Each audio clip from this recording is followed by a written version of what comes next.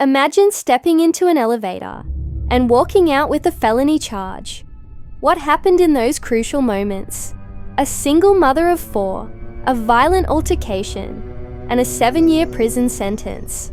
Was it self-defense or an unnecessary attack? One wrong move changed everything. Now, the judge holds her fate in their hands. But is justice truly being served? Stay with me as we break down the shocking case that's dividing the courtroom. Are you Gracie Saguna? Yes, ma'am. All right. According to the plea bargaining agreement, punishment is to be assessed at 7 years in the prison. There's a $500 fine. The state is opposing your application for deferred adjudication. They're recommending community supervision, and there are items to be taken in consideration. Have both parties had a chance to review the PSI report? Yes, Any objections to the PSI report, state or defense? Judge, so there are some errors on the PSI report that we wanted to bring to your attention. Yes. So it lists the offense date as, I believe, November 16th of 2021, when in reality, the offense date that's on the indictment is October 16th of 2021. All right. And it lists that in the criminal history. There's an assault that was in the criminal history that it makes it seem as if they're two separate offense dates. Okay. And then I think in the, towards the back of the actual statement itself that Ms. Muno gave, there's a portion where it's talking about the co-defendant and that he's charged with ag assault deadly weapon. It's assault SBI. It's the same offense. Okay. We just wanted to make sure you were aware. All right. And the court is also in receipt of victim impact statement. And the court reviewed that without objections from the state or defense. Is that correct? Yes, Your Honor. Yes, Your Honor. And the court is also in receipt of letters that defense presented on behalf of the accused. And there were no objections to the court reading those letters. Is that correct? This case revolves around an assault charge that stemmed from an altercation in an elevator with significant legal and personal consequences for the accused.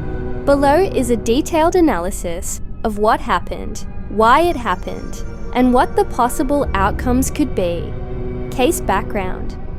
The defendant, Muno, was involved in a physical altercation in an elevator, leading to injuries suffered by the complainant, Rebecca Martinez. The incident occurred in the aftermath of a football game and was influenced by confusion and conflict over the elevator's limited capacity. The situation escalated into a fight, resulting in criminal charges. What led to the incident?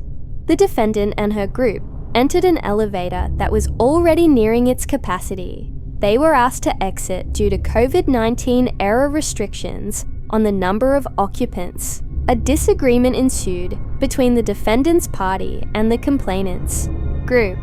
This dispute escalated into a physical altercation, during which Martinez suffered serious injuries. The defendant claims she was attempting to assist a friend who was involved in the fight and was struck before she reacted.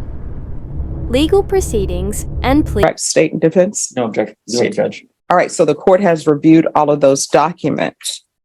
Your Honor, I also raised that part of the agreement of coming back today was that the misdemeanor occurred on the same day of this alleged date.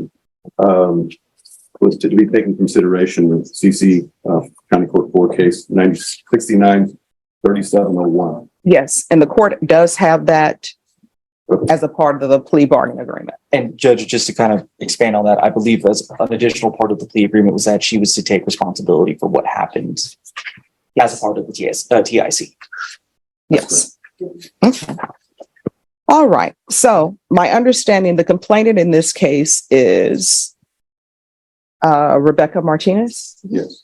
All right. And is that the Rebecca Martinez who's on the fourth court? Yes, Judge. Yes, sir. All right. President of the courtroom. So that everybody can be aware, I do know Rebecca Martinez. She's never been to dinner at my house. I've never been to dinner at her house, but I do know her. We are colleagues. And when I see her, I say hello. She says hello to me. I may ask her about her day. She may ask me about my day. But I will tell you that my decision on this case is not going to be impacted by the fact that I know her. So if anyone has any objections to me hearing this, Now is the time to say so. State, No, Your Honor. defense. Your Honor, I have all the confidence that it was fair and right in this case, so no objection. All right. So are there any witnesses that anyone wishes to present? State? So the state doesn't have any witnesses. The main thing that we wanted the court to be aware of was the statement from the complainant, All which right. the court has already noted that they read. Yes. Defense, any witnesses? Your Honor, other than my plea to you and our arguments to you before considering sentencing in this matter, I will be speaking and Mr. Muno may say a couple of words. And Mrs. Muno's parents are present in support of her today. They can stand with Mr. is standing here in support of her today. All right. Thank you. They will not be speaking. All right. So before I begin with The agreement. The defendant accepted a plea bargain with a sentence of 7 years in prison and a $500 fine. The state opposed, deferred adjudication, citing the severity of the injuries and the lasting impact on the complainant's life. The defense argued for leniency, emphasizing that the defendant is a single mother of 4 children. She has no prior criminal record and has shown remorse. She has been a responsible citizen with a good work history. The incident was not premeditated, but happened in a moment of chaos. Key legal arguments. State's argument against deferred adjudication. The assault had severe consequences, physically and emotionally. For the complainant's life was significantly affected by her injuries. The attack was unprovoked and unnecessary. The state is pushing for probation instead of deferred adjudication, meaning the defendant would still have a felony conviction. Defense's argument for leniency. The defendant is a hardworking single mother who has demonstrated good character. She has 32 letters of support attesting to her positive contributions to society. This was a one-time incident that does not define her as a person. A felony conviction would harm her ability to provide for her children. She is willing to pay restitution, $20,516.20. Attend anger management classes and comply with probation conditions. Judge's considerations. The judge emphasized that they would not treat the case differently because the victim is a judge. The focus was on the facts. The elevator in presentation with regards to the case to be taken in consideration. If you could raise your right hand for me, please. Do you solemnly swear affirm the testimony you give will be the truth and nothing but the truth, so help you God? Yes. All right. You can lower your hand, state your name for the record. Gracie Segunda. And with regards to County Court Cause number 693-701, the state is taking that case into consideration, but to that case, how do you plead? No contest, sorry. I'm just nervous. That's okay. So in order for me to take that into consideration, she will have to accept full responsibility for it. So a no contest plea, I can't accept that because I don't have any police reports in regards to that. So she will have to enter a plea of guilty to it and accept responsibility for it. And then the state will tender dismissal to the court and the court will sign that. I don't know if you want to discuss that with her.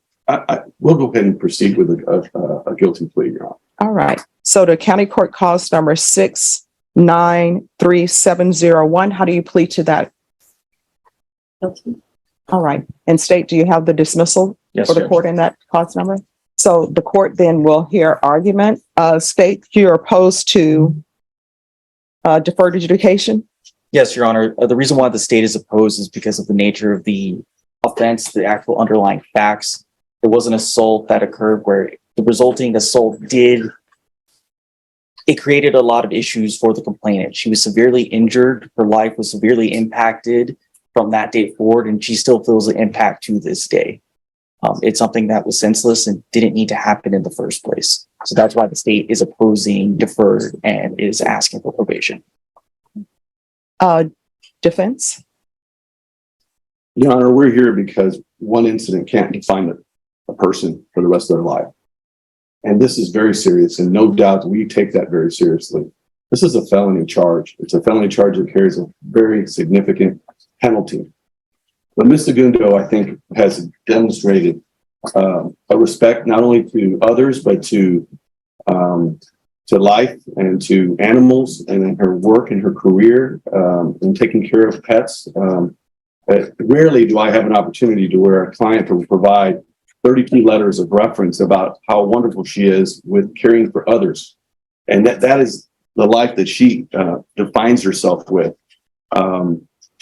We just feel like this should not define her as a felon for the rest of her life when she has 4 children as a single mother. We know that life is difficult and it's very, very, very hard. And she's having to raise 4 children on her own, ages 15, 14, 12, and 10. As a single mother, she has to be involved in their school activities and support their activities with FAA.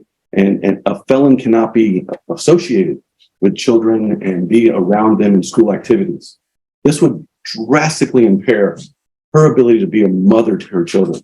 And so she's really fighting to be able to continue to provide the love and the support of 4 children that need their mother so that they can become better than her and have a future. She lives in Houston. She leases a home. She's lived in that home for 3 years. She has good family support. As I've said, her mother and father are present. She has a high school diploma. She has been employed during this whole time. This case is 2 years old. 2 years this week, this happened. And it's been 2 years that she has been experiencing this, and she has complied with everything this court has asked. She's appeared in court. She's traveled from Houston to San Antonio. She has fully cooperated. She has weighed all of her decisions and sought not to seek a trial, but to put the decision on deciding her future on you. And she made that decision because she felt that was in her best interest. She does receive some child support. She is willing to do everything and anything that it takes to give her this opportunity. I explained to her that deferred adjudication is a double-edged sword. You may think that you're not going to be subject to a conviction, but in actuality, you are subject to all the conditions and behavior for 7 years. We're asking you, Judge, to give her that chance, to give her the opportunity to prove to you that this one incident does not define her life or who she is or how she is as a mother or how she works. This case was very regrettable, and it should have been a day of celebration. It was after a football game, and she was acting in defense of another. She doesn't know the victim in this case. She doesn't know the judge. She never knew who she was. And I sincerely believe that just because she's a judge doesn't mean that this case should be treated any different than any other case of any other person who comes to this court and gets justice, because she should get an opportunity to do it. She's willing to do the urine analysis. She's willing to state no contact, and she's had no issues in the last 2 years with the defendant, the complainants in this case. She's willing to take anger management classes. She's willing to do community service. She's willing to do what it takes to give her the chance. And she has proven, other than this one incident that happened in a flash, wasn't premeditated, it wasn't thought of, it was just something in a reaction and defense of someone that she was with. And for that reason, we think that she should be given an opportunity to earn the right to be able not to be a convicted felon. The amount of restitution in this case, I think we've agreed to, that was presented before the court, was $2,416.29. We fully agree to repay that. We will work hard every day to pay that back. But in this working community and in Houston and San Antonio, mothers every day have challenges. And we regret that this happened. And I know that she sincerely has nothing personal against Ms. Martinez or her husband. She wants to do what's right, but she also wants a chance, Judge. And I'm asking you with all the fiber of my body to give her that chance. And I will make sure and work with her that she will comply with every condition, so she will never be back here before you regarding any violation or any condition of this case. You want to say something? No, nervous. All right. Well, just so you know, in this court, I see everybody as a human being. I don't see them as their titles. So for me, defendants are not defendants. They're human beings who are accused of a crime. The fact that Rebecca Martinez is a judge, that doesn't mean that I'm putting weight on the fact that she's a judge. If she were the president of the United States and she were here as a complainant, I wouldn't put weight on the fact that she's the president of the United States. I'm just dealing with the facts here. And my job is to look at everything objectively and not outside noise, not what people's occupations are. You understand? So I always reread everything and reread police reports and the PSI report, and I've read the letters. I do not understand how the fact that an elevator has a limited capacity, how we go from people saying the elevator is full, you cannot be in an elevator, to it's a brawl. So explain that to me. I mean, it just, I couldn't tell you. I mean, there has to be some sort of thought process. For example, if there's an elevator, I think everybody knows there's a weight capacity on the elevator. Mhm. Me personally, when I see there are too many people on the elevator, I don't get on. But obviously what we are here now for is there's an elevator. According to everything that I've read, the elevator was at capacity. And there were already some people on there. I don't understand how an elevator is at capacity. People need to get off or more people can't come on. How that ends up in Incident should not have led to violence. The defendant could have chosen to de-escalate the situation instead of getting involved. The court must balance punishment, rehabilitation, and future consequences, complications. In the case, civil lawsuit. A separate lawsuit has been filed by the complainant, seeking $1 million in damages for the injuries suffered. Conflicting accounts. The defense claims the defendant acted in defense of a friend, while the state argues she unnecessarily engaged in violence. Impact on defendant's future. A felony conviction would severely limit her employment opportunities and ability to participate in her children's activities. Possible consequences and outcomes.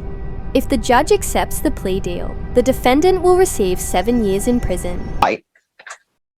Yeah, I couldn't tell you how it started. I just, somebody in my party was getting into it and somebody hit me and I just reacted. Unfortunately, I feel bad and should never have done that. Shouldn't have got to that. It just happened really quick. I know things happen quickly, but the police report I'm reading, it doesn't say that somebody in your party got in an altercation and you got hit and so therefore you got into a fight. What your counsel is telling me is that somebody in your party, I guess, was in a fight and then you decided to get involved in that fight. I went to go and try and pull my friend away, and then I don't know, it was just a bunch of people, and somebody hit me, and I just reacted. Your Honor, if I could clarify, I think the facts is this is a COVID era situation in the elevator. These elevators can accommodate 18, 20, 22 people, and they were limiting it to 7. And as people went into the elevator, the policy and procedures of the elevator operator of not allowing people to come in once they met capacity. They were in the elevator. They were asked that there was too many in the elevator. And then people had to decide who's getting off. And they asked who she was with, another man and another person, to get off the elevator. That person said, I want to talk to your supervisor. That individual entered into an altercation with the victim's husband that spilled out of the elevator onto the floor. She came in assistance to that man. And that's when she was hit, and that's when she struck the victim. That's stated in one of the reports here that was provided to you in the PSI. And she did not go in there to fight. She didn't go in there to look for someone to fight. She was trying to get someone off of her friend. And in the process of that was struck, and she injured Ms. Martinez. And so it's regrettable, Judge. There's no doubt about that. And this incident happened in a matter of seconds. And that's why we're here 2 years later doing that. And in addition to that, Judge, there is a civil suit in this case where the parties in this case are seeking $1 million in damages against my client. And so this case will not end today. It will continue in a civil matter with a lower burden of proof, where she will have to defend herself in a civil cause of action for money damages. And Judge, just to clarify from the state's end, I would disagree with the characterization of how the incident started. The party was already on the elevator. The complainant's party was already on the elevator. They were asked to not enter the elevator. They weren't kicked off the elevator. They were asked not to enter. They were in the elevator. And that's what started it. And I also have a copy of the lawsuit that was filed this week before the sentencing, where they're seeking $1 million damages in civil lawsuit right here. You want to see it, Judge? It's public record. I would object just because relevance. It's a lawsuit's and filed in the city court. That's a copy from the courthouse. All right. Unless there are some facts that are listed in the It leaves the lawsuit. whole case, Your Honor. Exactly what you're talking about is pled in the civil suit. I mean, if that document has facts that somebody has, alleged facts that somebody has presented, that's a different rendition from what's in here, then the court will, It does not, Judge. all right. So, Just to let you know, there is a civil suit. all right, then the objection will be sustained. All right. Anything else from either side? No, Your Honor. No. All right. I've read your letters that were presented, and it appears that, other than this one incident, you're a great person. But sometimes sentencing, well, not sometimes, always sentencing has to do with punishment, rehabilitation, and basically whether or not someone should go to prison or not go to prison. These are all things I have to think about. You understand? And so I have to weigh certain things. And the things that I'm weighing are the fact that there were people in the elevator and you were asked not to get on the elevator. Is that correct or is that not correct? You were on the elevator. Your Honor, the elevator's doors open. They entered into the elevator and they were asked, there were too many in the elevator, and the elevator operator asked people to voluntarily get off. All right. So there were already people on the elevator. Then you got on the elevator and you were asked to get out. Us just walked in at once. All right. And then you were asked to leave. They said we need people to get on. All right. So why didn't you just get off the elevator? That's what I don't understand. Sure. You didn't decide that. Yeah. She didn't decide that. It was a person that she was with, Your Honor, who is a defendant in the case that's in another court. So my question is, though, if there are too many people on the elevator, and let's say you get on the elevator, it's a group of you, the elevator is already filled. I'm assuming, and correct me if I'm wrong, people were on the elevator, they had not met their 7-person capacity. And then you and your group come on, and because of the number in your group, they've exceeded their 7-person capacity. And then they're saying, you all need to get off the elevator and wait. Why not just get off the elevator? That's what I don't understand. Even if you're with somebody in your party who says, I'm not getting off the elevator, why didn't you just get off and I'll wait for the next elevator? I'll take the stairs. I don't understand. We had already gotten off 2 floors. So we said, like, we've been waiting, but we didn't want to be the ones to get out. And was alcohol involved, or people just don't want to take the It was after a stairs? football game, Judge. Estate, does anybody want to, I know the complainants are here. Do they want to No, say anything to the court? no. Okay. Oh, Your Honor, may I have one moment? Yes. Your Honor, I'm going to call case question. Okay. Your Honor, he's not a victim in this case. And a $500 fine. She will not be eligible for deferred adjudication, meaning she will have a permanent felony record. She may still face civil penalties from the ongoing lawsuit. If the judge grants leniency, the defendant could receive community supervision probation instead of prison. If she successfully completes probation, she might avoid a felony conviction. She would still have to pay restitution and comply with all court conditions. Conclusion. This case highlights how one moment of poor judgment can have life-altering consequences. The defendant's future, as well as her ability to care for her children, hinges on the court's decision. While she has strong character references and a remorseful attitude, the severity of the injuries and the state's opposition to leniency make this a difficult case. The court must weigh justice for the victim against the possibility of rehabilitation for the accused.